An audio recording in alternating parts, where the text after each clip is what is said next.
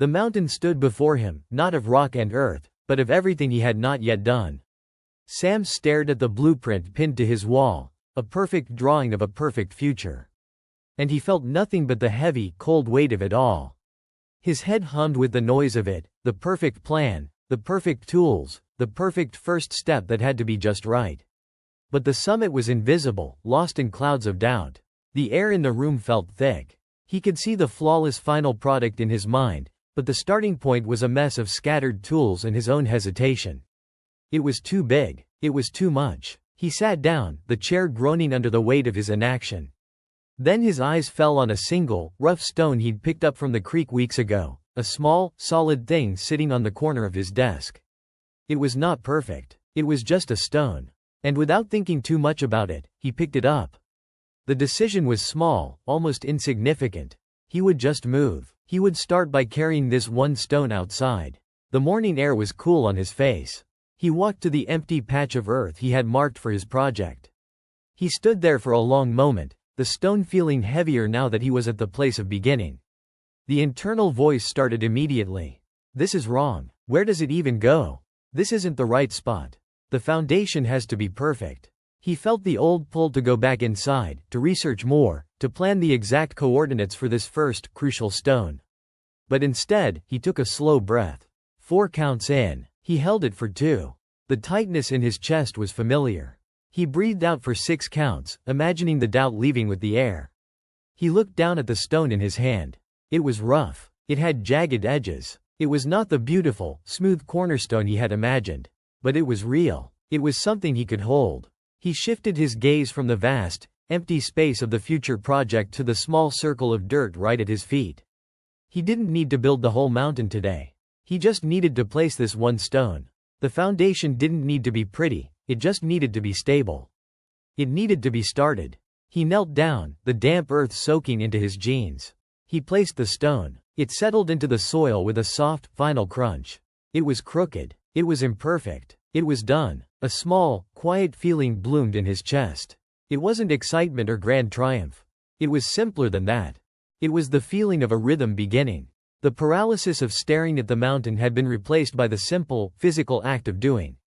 He had moved from a state of planning to a state of building, however clumsy that first action felt. The stone was down. The air felt different now. Lighter. The mountain was still there, but he had proven he could touch it. He could change it, one small, imperfect piece at a time. He stood up, brushed the dirt from his hands, and looked at the single stone. It was a small victory, but it was his. And for the first time that day, he felt like he could take another breath, and then take another step. The initial burst of energy from placing that first stone faded quickly. The next morning, Sam woke up and the mountain was still there, just as large and intimidating as before. The small victory felt distant. The old voice whispered that maybe one stone didn't matter. Maybe he should wait for a day when he felt more motivated, when he had a clearer vision. But he remembered the feeling of the stone in his hand, the simple act of placing it. So he went outside again. He picked up another stone, this one a little smoother than the first. He placed it next to the first one. It didn't fit perfectly. There was a gap. He had to adjust it a few times. It was frustrating. It was slow. This became the new pattern. Not heroic, all-day efforts, but a small, steady practice. Some days he only had 10 minutes. Some days he only placed 3 stones before the rain came or his back ached. He went through periods of resistance, where the desire to just stay inside and do nothing was overwhelming. He faced boredom, the monotony of the repetition. The work wasn't glamorous. It was just moving rocks from one pile to another. But he made a rule for himself, a non-zero day. Every single day, he would do something, even if it was just clearing a single handful of pebbles or adjusting the position of one stone he'd already placed. The goal was not to build a huge section. The goal was to maintain the rhythm. Little by little, something shifted. The focus moved from the mountain he was building to the person he was becoming through the building. He was no longer just Sam, the guy with a big dream. He was Sam, the person who lays stones every morning. The identity changed. The work built a quiet discipline in him. His hands grew tougher. His posture changed from someone hunched over a desk in worry to someone who knelt and stood with a purpose, however small. The mountain began to take shape, not from dramatic, visible leaps, but from the accumulation of these daily, patient actions. He stopped trying to see the final shape. He just trusted that if he kept laying stones, a shape would emerge. The path wasn't straight. He had to curve it around a tree root he hadn't noticed. He had to build a small retaining wall where the ground sloped. The initial, perfect, blueprint was long forgotten, replaced by an organic, responsive process of building what the land and the materials allowed. The frantic need for a perfect plan was replaced by a quiet confidence in the next small step. One afternoon, after a few months of this steady work, Sam needed to fetch a longer level from his shed. As he walked back, he happened to glance over his shoulder at the project. He stopped walking. He had to put a hand on the shed wall to steady himself. He hadn't really looked back in weeks. He was always focused on the next stone, the next section. But from this new angle, he could see it. A low wall, about knee-high, curved gracefully along the edge of the garden. It was solid. It was real. It was made of hundreds of stones, each one chosen and placed by his own hands. The joints weren't perfect. Some stones stuck out more than others. The color was a patchwork of grays and browns. But it had a beauty he had never imagined in his perfect blueprint. It had character. It had the story of its making written into every imperfect line. He realized the path he had built wasn't straight.